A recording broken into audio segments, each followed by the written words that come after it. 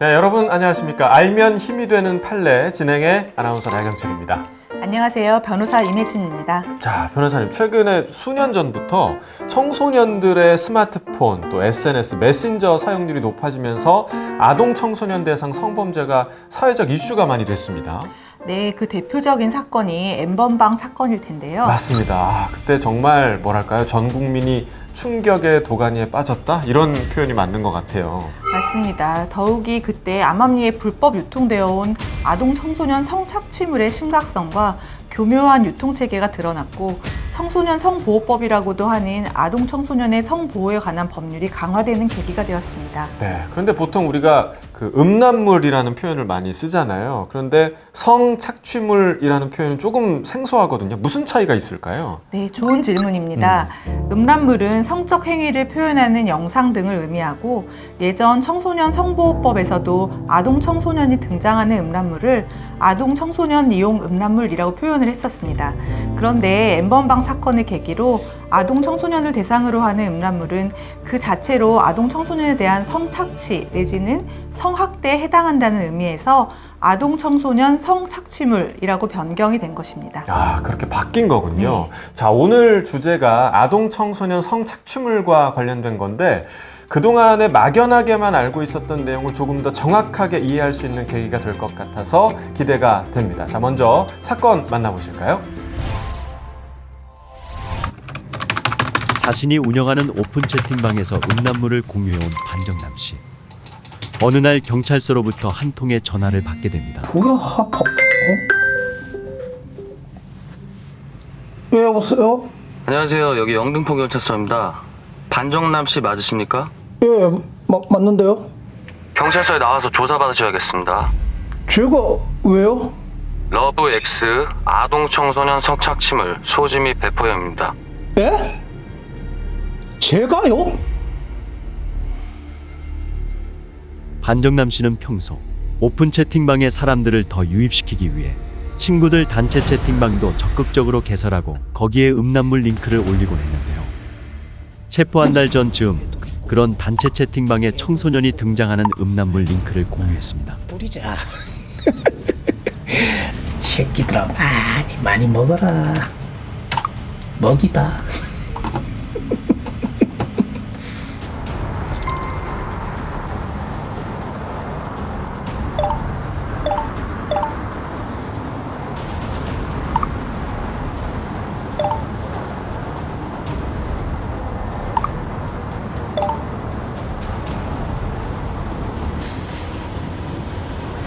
친구인 안일한 씨는 반정남과 보낸 링크를 받았지만 그 사실을 잊고 열어보지 않았습니다. 그런데 야, 너 지난번에 나한테 보내준 링크 그거 미성년자 나오는 야동이었어? 야, 인마 그런 거 요즘에 다 복구돼. 아, 나 진짜 엿됐네. 아동 성착취물을 배포하고 카페까지 운영한 반정남 씨.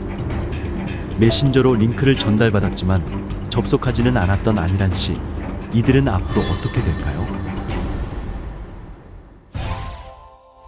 자, 일단 청소년 성착취물 영상 공유 카페까지 운영한 반정남 씨. 누가 봐도 무조건 유죄인 것 같습니다. 근데 자, 저렇게 범죄를 저지르면서 여유 부리는 모습이 너무 얄미운데요. 그렇죠. 네. 그렇다면 링크를 받기만 한 안일한 씨는 어떻게 될까요? 자, 이 안일한 씨의 경우는 동영상을 본 것까지는 아니지만 반정남 씨가 개설하고 음란물을 공유해온 채팅방에 남아 있었고 언제든 사실 볼 수 있었던 거잖아요. 그러니까 유죄가 될 것 같습니다. 자, 그런데 이 안일한 씨의 경우도 조금 억울한 면도 있을 것 같은데 이 청소년 성보호법 위반이 될 경우에 처벌 수위가 좀 어떻게 되는지 궁금해요. 최근 청소년 성보호법이 강화되었는데요. 예. 청소년 성착취물을 제작, 수입 등을 한 경우에는 최대 무기징역까지, 배포만 한 경우에도 5년 또는 3년 이상의 징역, 소지한 경우에도 1년 이상의 징역에 처해질 수 있습니다. 참고로 강간이나 강도가 3년 이상의 징역에 해당하는 걸 보면 매우 강력하게 처벌된다고 할 수 있습니다. 생각보다 굉장히 좀 중한 처벌이네요. 네, 그뿐만이 아니에요. 법원 명령에 의해서 성범죄 가해자들의 성명, 나이, 주소, 신체 정보, 사진, 성범죄 요지 등의 신상 정보가 국민들에게 최소 10년부터 최대 30년까지 공개되고 최대 10년까지 일정 직종의 취업이 제한될 수 있습니다. 네.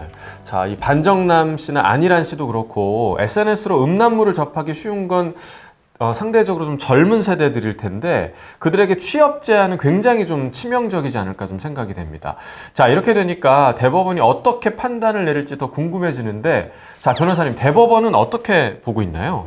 대법원은 반정남 씨와 같이 자신이 운영하는 채팅방에 성착취물 링크를 공유한 사례에서 불특정 또는 다수인이 링크를 이용해 청소년 성착취물을 바로 접할 수 있는 상태를 조성한 경우에 청소년 성착취물을 배포 또는 공연히 전시한 것에 해당한다고 보아 유죄를 인정했습니다. 반면 안일한 씨와 같이 링크를 무상으로 제공받았으나 클릭하여 시청하거나 다운로드하는 등 실제 지배 상태에 나아가지 않은 경우에는 이를 소지한 것으로 볼 수 없다라고 보아서 무죄로 판단했습니다. 네.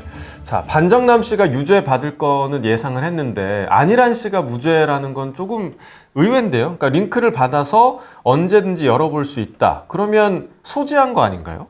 네, 그런데 법적으로 소지에 나아가려면 성착취물을 지배하고 있다고 볼 수 있어야 하는데요.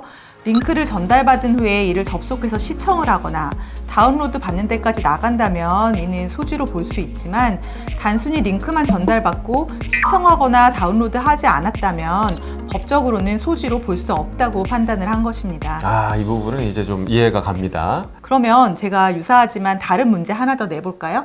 이번에도 한번 맞춰볼 자신이 있습니다. 반정남 씨와 관련된 사건은 비단 한 건이 아니었습니다. 반정남 씨가 운영하는 성착취물 공유 카페의 회원인 내수남 씨. 그는 반정남 씨가 아동 청소년 성착취물을 판매한다는 것을 알고 반정남 씨에게 접근했습니다.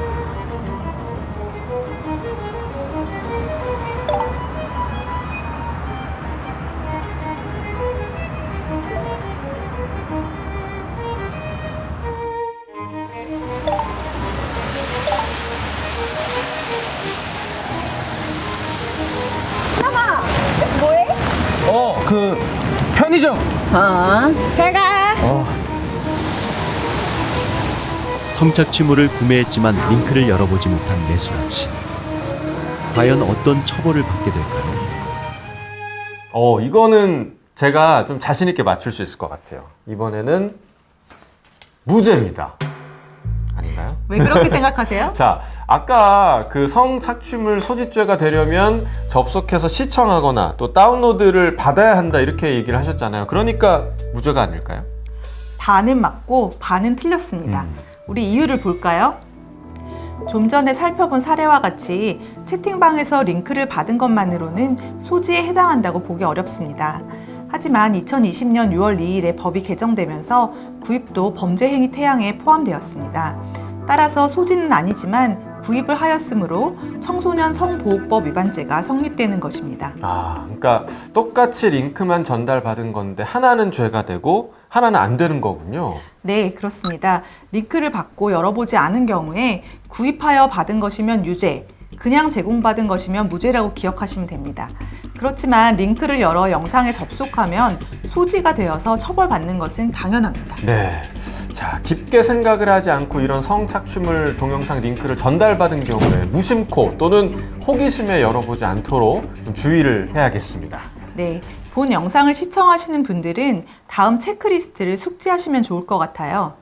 음란물 속 인물이 19세 미만인지, 아동 청소년 성착취물 링크를 전달받고 열어보았는지, 아동 청소년 성착취물을 구입하였는지, 링크를 열어보진 않았지만 다른 곳에 전달했는지, 누군가 열어본 아동 청소년 성착취물을 함께 시청하였는지. 네, 자, 오늘은 청소년 성보호법과 관련된 판례를 함께 살펴봤습니다.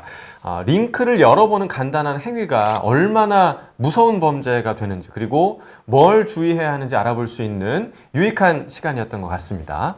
네, 그리고 무엇보다 중요한 것은 아동 청소년이 등장하는 음란물은 그것을 보거나 전달하거나 전달받는 것만으로도 아동 청소년에 대한 성착취나 성학대에 해당한다는 것을 이 영상을 보시는 모든 분들께서 꼭 인지하고 계시면 좋겠습니다. 네, 자, 그럼 저희는 또 유용한 판례를 갖고 다음 시간에 찾아뵙겠습니다. 시청해주신 여러분 고맙습니다.